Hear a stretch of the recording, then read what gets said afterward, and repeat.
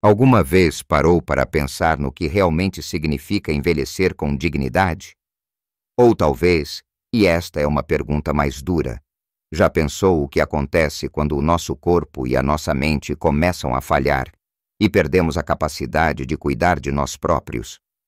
A realidade de ter de depender de outros para as coisas mais básicas, de perder a nossa liberdade e o nosso espaço, é um medo que acompanha muitos de nós, especialmente quando chegamos a uma certa idade. É uma verdade difícil de encarar, mas é um cenário que se tornou a minha realidade, pelo menos por um tempo. Eu, com os meus 77 anos, vi-me numa situação em que precisei de cuidados extra e acabei por passar 2 meses numa casa de repouso. Não foi algo que tivesse planeado ou desejado, mas foi uma experiência que, no fundo, se revelou um verdadeiro despertar. Aqueles 2 meses ensinaram-me mais sobre a vida, a saúde e a importância da nossa autonomia do que décadas inteiras. Vi de perto o que nos rouba a nossa independência e o que nos permite continuar a viver com paixão e propósito, mesmo com os anos a avançar. Descobri segredos que agora sinto que tenho de partilhar convosco. Neste vídeo, não vos vou apenas contar a minha história, vou partilhar convosco as lições mais profundas que tirei dessa experiência, focando-me em alguns hábitos simples, mas incrivelmente poderosos. Hábitos que nos ajudam a manter a nossa independência física, a nossa mente aguçada e o nosso corpo forte, para que possamos viver com mais alegria, autonomia e liberdade, evitando o mais possível cenários onde a nossa vontade já não é a nossa. Fiquem comigo até o fim, porque há algo que vos vai surpreender, algo que nunca pensei que fosse tão importante até o viver na pele. Então, vamos mergulhar na primeira grande lição que me marcou profundamente durante o meu tempo na casa de repouso. E é uma lição que pode parecer óbvia para muitos, mas que ganha uma dimensão totalmente nova quando a vemos a acontecer todos os dias. A importância de manter a nossa força física e a nossa mobilidade. Lá, observei muitos dos meus colegas a lutar com as tarefas mais básicas. Lembro-me de uma senhora, um pouco mais velha do que eu, que tinha uma dificuldade imensa em levantar-se da cama sozinha ou em ir até a casa de banho sem precisar de ajuda. Pequenas ações que para mim sempre foram automáticas, para ela eram montanhas a escalar. Aquilo fez-me pensar: será que estamos a dar a devida atenção à forma como o nosso corpo se comporta e se mantém funcional ao longo do tempo? Percebi que, para muitos, a perda de força e de equilíbrio não acontece de repente. É um processo gradual, muitas vezes negligenciado, até que um dia, algo tão simples como um desequilíbrio ao subir um degrau ou ao apanhar algo do chão se transforma num acidente grave. Vi as consequências diretas de quedas, as fraturas, as longas recuperações que, por vezes, nunca nos devolvem a totalidade da nossa mobilidade. E foi aí que jurei a mim mesma que nunca mais descuraria a minha própria força. Não se trata de nos tornarmos atletas de alta competição, longe disso. Trata-se de manter o nosso corpo capaz de nos servir, de nos dar a liberdade de ir onde queremos e de fazer o que precisamos sem depender de ninguém. O que aprendi é que a chave está na consistência e na simplicidade. Não precisamos de ginásios caros ou de rotinas exaustivas. Basta começar com o básico. Por exemplo, algo tão simples como levantar-se de uma cadeira sem usar as mãos. Repetir este movimento várias vezes ao dia, de forma consciente e controlada, pode fazer maravilhas pela força das nossas pernas e pelo nosso equilíbrio. Outra coisa que é fundamental é andar. E não me refiro a passeios curtos e sem foco. Refiro-me a andar com propósito, mesmo que seja dentro de casa ou no jardim. Se tivermos um parque por perto, como o nosso parque da cidade ou mesmo a beira-rio, aproveitar para dar umas caminhadas diárias, respirar ar puro e sentir o corpo a trabalhar. Meia hora por dia, se possível, faz uma diferença brutal. Ajuda a manter os músculos ativos, as articulações lubrificadas e o coração saudável. E acreditem, é uma liberdade que não tem preço. Lembro-me de ver os sorrisos nos rostos daqueles que, mesmo com dificuldades, faziam questão de dar os seus passeios, de sentir o sol na pele. É uma questão de mentalidade e de compromisso conosco próprios. E essa observação sobre o corpo levou-me à segunda lição fundamental, a alimentação. Lá na casa de repouso, a comida era, digamos, funcional. Nutritiva, sim, mas muitas vezes sem aquele sabor caseiro, aquela variedade que nos dá prazer e energia. Percebi que muitos se queixavam de cansaço constante, de problemas de digestão, e eu própria senti a diferença na minha energia quando a minha dieta se tornou mais monótona. Entendi que a comida não é apenas combustível, é a base da nossa vitalidade, da nossa clareza mental e até do nosso humor. Em casa, sempre tive o cuidado de comer bem, mas ali, a falta de opções fez-me valorizar ainda mais a importância de uma alimentação consciente e variada. Aprendi que, para a nossa idade, o que comemos é ainda mais crucial. Precisamos de proteína suficiente para manter os nossos músculos fortes. E não estou a falar só de carne.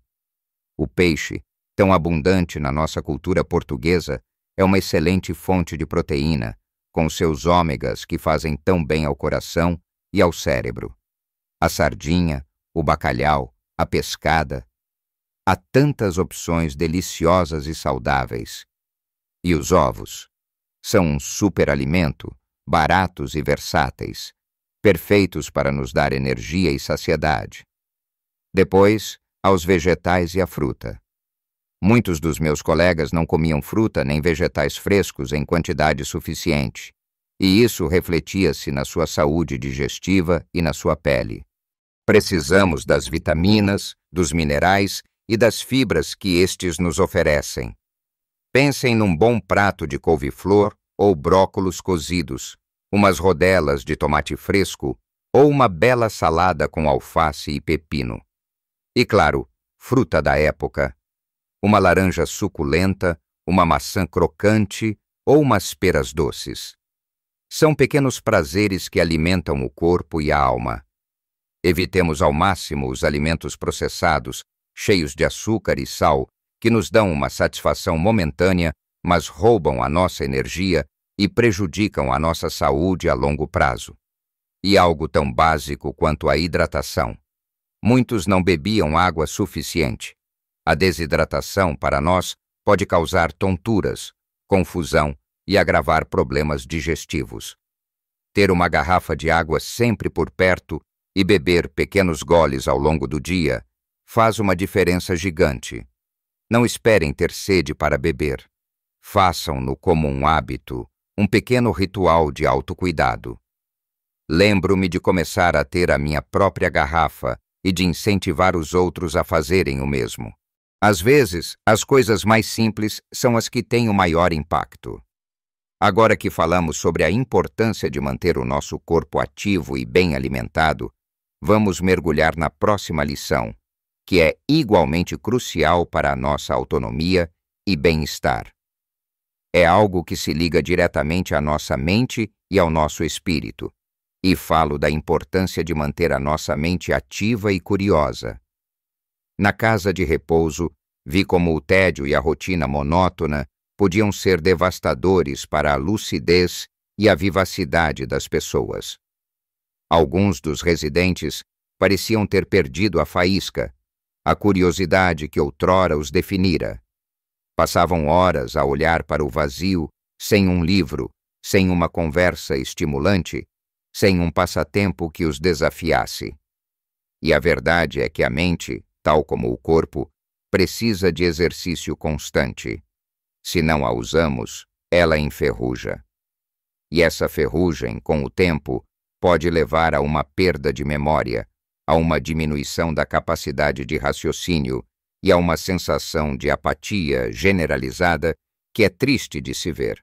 Por isso, Uma das lições mais importantes que levei comigo é a necessidade imperiosa de manter o nosso cérebro sempre em funcionamento.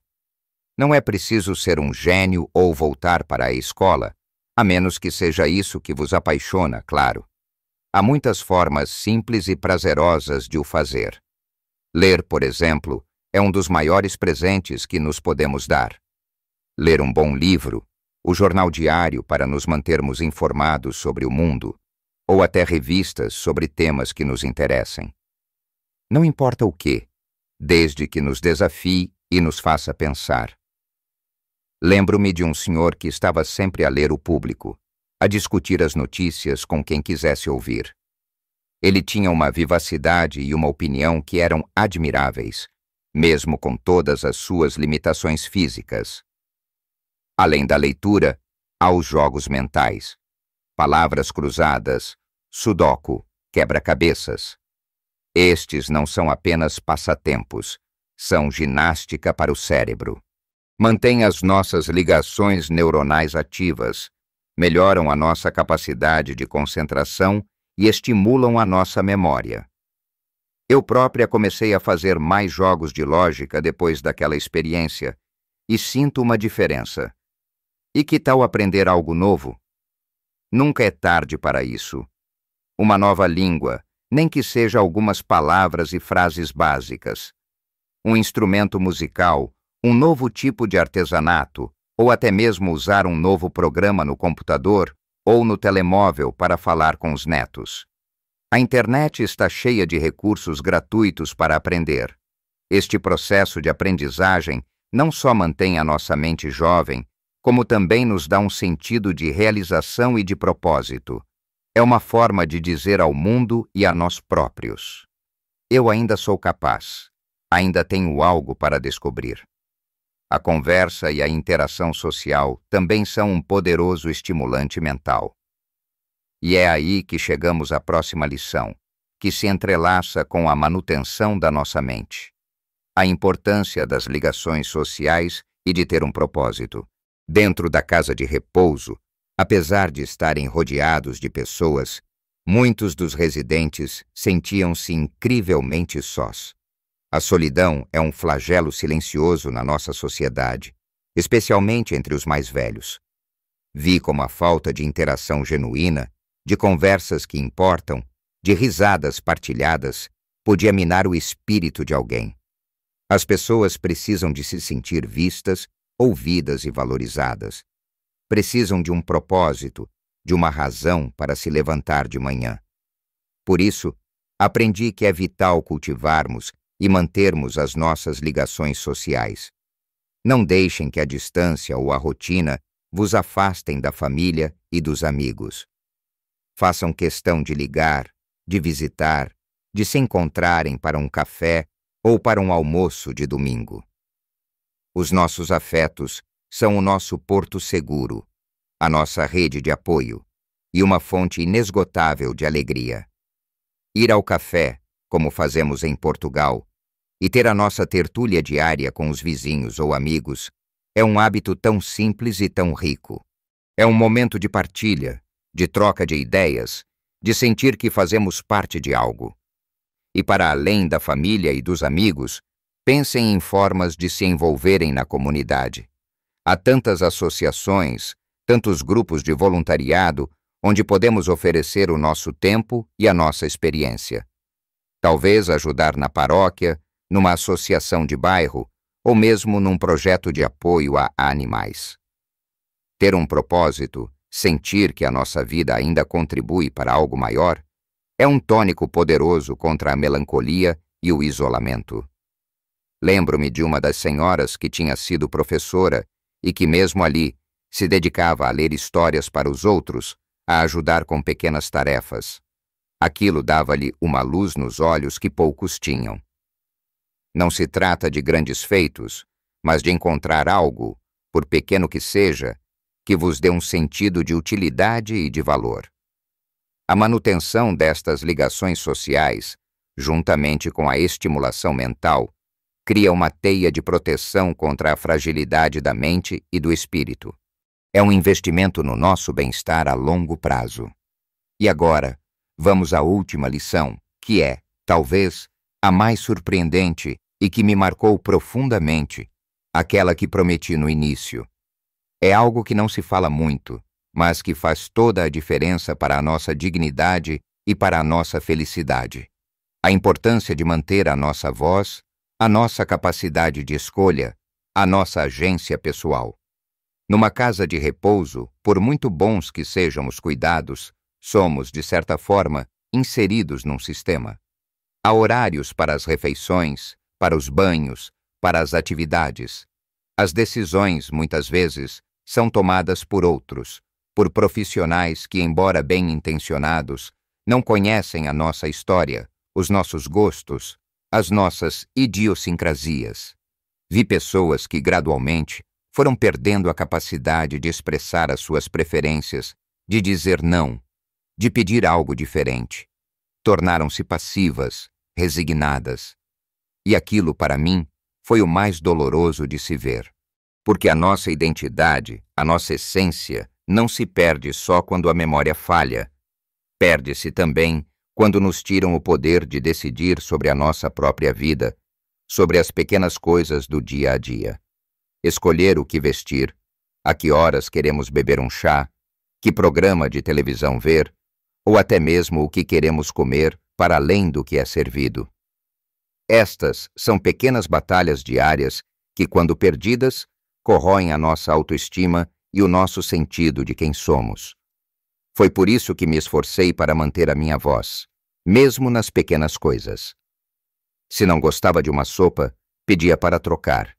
Se queria ler no meu quarto em vez de ir à atividade de grupo, dizia-o. Não era por teimosia, mas por uma profunda necessidade de afirmar a minha individualidade, de me lembrar a mim mesma que eu ainda era a Maria, com as minhas vontades e os meus direitos. E percebi que, ao fazer isso, não só me sentia melhor, como também era mais respeitada. As pessoas tratavam-me de forma diferente, com mais consideração, porque eu estava a mostrar que, embora precisasse de ajuda, não tinha perdido a minha autonomia como pessoa. Portanto, a grande surpresa que vos queria partilhar é esta. Nunca, mas nunca, deixem de defender as vossas escolhas, a vossa dignidade. Cultivem a capacidade de expressar os vossos desejos e necessidades de forma clara e assertiva. Não aceitem passivamente tudo o que vos é imposto, mesmo que venha de pessoas que vos querem bem. Sejam agentes da vossa própria vida enquanto tiverem força para isso. Porque a verdadeira independência não está apenas em conseguir levantar-nos da cadeira ou em comer bem. Está também em mantermos o controle sobre as nossas decisões, sobre o rumo da nossa existência. É um poder invisível, mas fundamental, que nos mantém ligados à nossa essência. Chegamos agora ao fim da nossa conversa, mas as lições que aprendi continuam a ecoar em mim e espero que ressoem também em vocês. Vimos juntos a importância de fortalecer o nosso corpo através de movimentos simples e consistentes, para que possamos manter a liberdade de ir e vir sem medo. Falamos de como uma alimentação consciente, rica em proteína, vegetais e fruta fresca, e uma boa hidratação, são os pilares para termos energia e vitalidade todos os dias. Sublinhamos a necessidade de manter a nossa mente sempre ativa, com leitura, jogos e a aprendizagem de coisas novas, para que a nossa curiosidade nunca se apague e a nossa memória permaneça nítida. E claro, reforçamos o quão essencial é nutrir as nossas ligações sociais, manter a família e os amigos por perto e encontrar um propósito na nossa comunidade, combatendo a solidão e sentindo-nos parte de algo maior. E por fim, a lição mais profunda, a de que a nossa voz, a nossa capacidade de escolher e de defender quem somos, é o baluarte final da nossa dignidade e da nossa liberdade. Lembrem-se, meus amigos, não é preciso fazer mudanças drásticas de um dia para o outro. Cada pequeno passo, Cada decisão consciente que tomamos hoje é um investimento valioso no nosso futuro, na nossa felicidade e na nossa liberdade.